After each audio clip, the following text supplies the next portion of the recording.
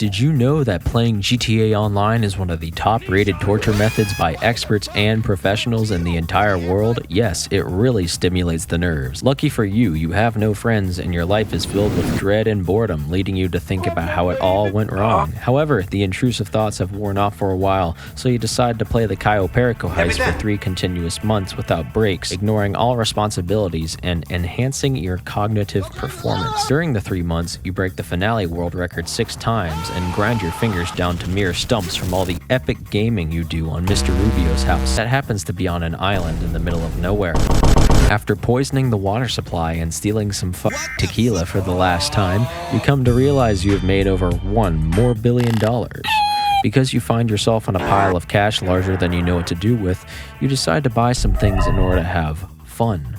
Whatever that means. In your effort to reclaim part of your soul, you have a few options. For one, you can buy a weapon of mass destruction to help mitigate the growing problem of domestic terrorism.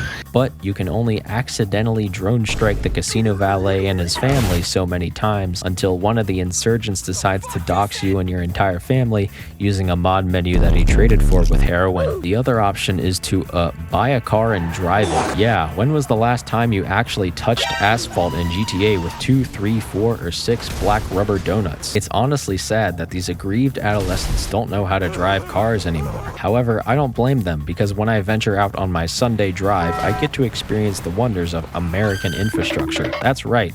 Today we're going to be talking about the roads. No, the roads.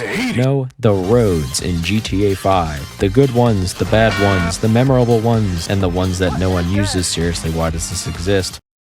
Now, because we all like to engage in a little rockstar slander, we're going to talk about the bad roads first. The area surrounding the Mission Row Auto Shop has a thriving community that is ignored by the governing body just as much as the roads adjacent to it. When starting a finale from this auto shop, a cutscene shows you driving your car along this road where, this road has more holes of pot than Vespucci Beach and gives my suspension a little bouncy, but that's just an aesthetic quirk. You want to see some real road gore? Go into the hills.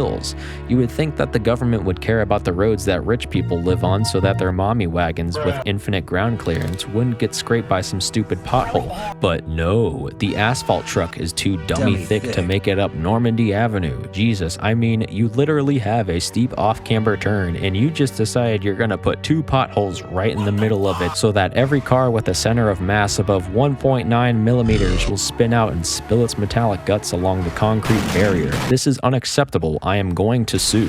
North Conquer Avenue, though, is the worst example by far, with tree roots that like to invade your personal space, waiting for you to run over it so it can be shoved up your anatomical exhaust pipe. Like, come on, who doesn't mind a little deforestation so that these poor residents don't get turned inside out? They deserve something a little smoother, like over in Richmond, where there is this road that is as smooth as a baby's ass. It is yet to be blighted by the elusive parasite known as potholes. As someone who dabbles in a little race creation, I would happily make a course that goes along this road to thoroughly enjoy the entire quarter-kilometer of asphalt it has to offer. If only it weren't trash day.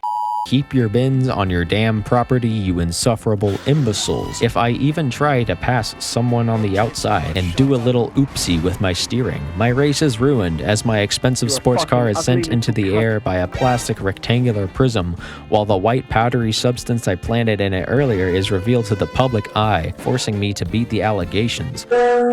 Your Honor, it was just the ashes of the man I bludgeoned to death 24 hours earlier. Wait, my mommy said to never put hot ashes in the trash can. Am I being charged with arson?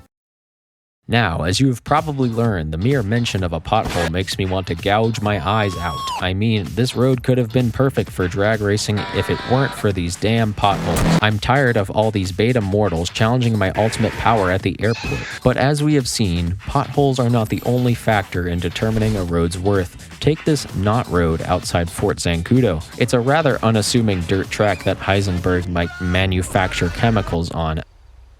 Put your dick away, Wolf. But my vehicle refuses to go over 50 miles per hour, which means getting caught by the DEA. Even with one of the faster supercars, it feels like someone put a vacuum on my intake. Maybe because it's one of the only dirt roads in San Andreas that is flat, long, and straight enough that it lets me reach a reasonable speed. That being said, it's more boring to drive on this road than engage in the wonderful pursuits of GTA entrepreneurship. En las calles viviendo como si fueran personas normales sin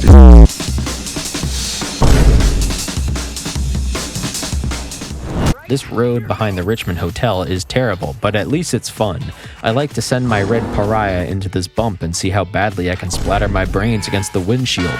It really is a Group B rally stage, except the spectators are made of rubber, metal, and glass, and they won't move out of the way. Now that we've discussed the bad roads, we need to mention the good roads. I know. But what is good, and where can I find it? Do I need to use social media algorithms and personalized ads to find the good roads? There are varying definitions, but I classify a road as good if it looks smooth and sounds smooth. This road right here looks smooth, but as soon as I dive bomb into this crack, I hear a and it makes my perfectionist brain go.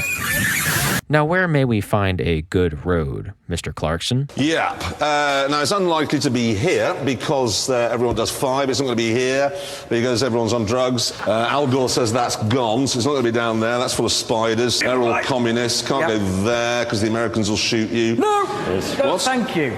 All right. We eventually decided the best driving road in the world was probably somewhere in continental Europe. Grapeseed has one of the most famous driving roads known around the racing community. I'm talking about the Loop. You know about the Loop, right? Oh, you don't? Well, let's get you acquainted with this fine piece of American infrastructure. It's not necessarily loop-shaped, but that doesn't matter because it's as smooth as the alcoholic beverage I consume to cope with the voices in my head.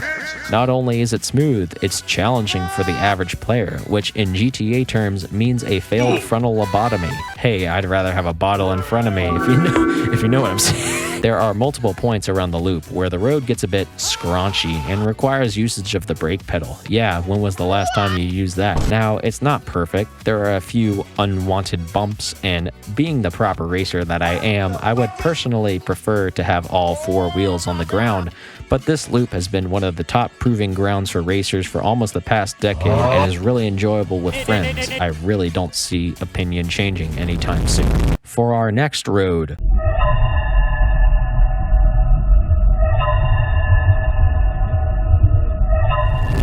a lot of people like to complain about this piece of highway. Yeah, it is a blind turn, and traffic is bottlenecked by the medians. But once again, when is the last time you've used the brake pedal? The people who complain about this stuff drive like this, while I drive like this. I really enjoy how fluid the elevation changes are for this road on both sides of the bridge and how you have to maintain your speed while not oversteering, but it does become a little annoying when you can only occupy one lane at a time and have to battle for dominance over all the other geriatric drivers.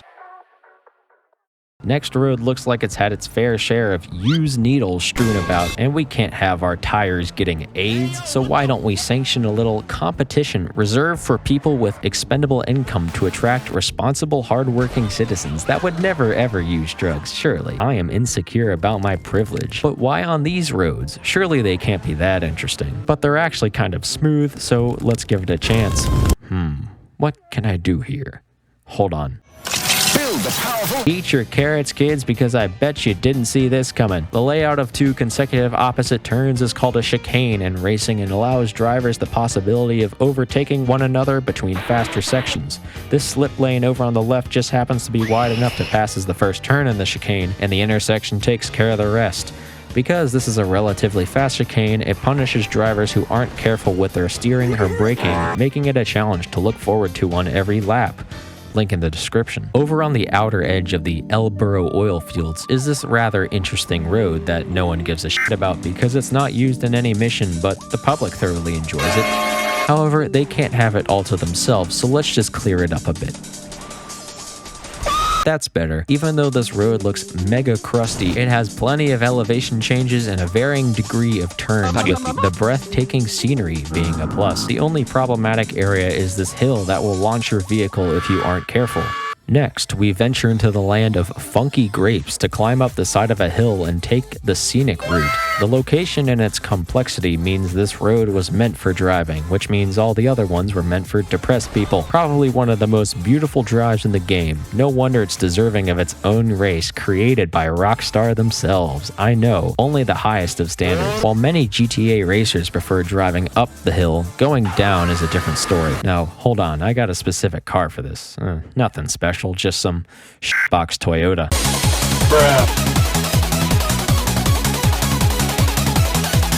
We can talk about many more of my favorite roads all day, but it's hard to ignore that so many other roads could be fun to drive and race on if they weren't so crunchy. However, because we are savvy entrepreneurs, why not do the right thing and make up for the shortcomings of the government? In this case, public infrastructure. That's right, I'm talking about making your own roads. Stimulate the economy by custom building race courses in places they shouldn't be. We got 40% inclines, spirals on top of mountains, and bridges on the bridges.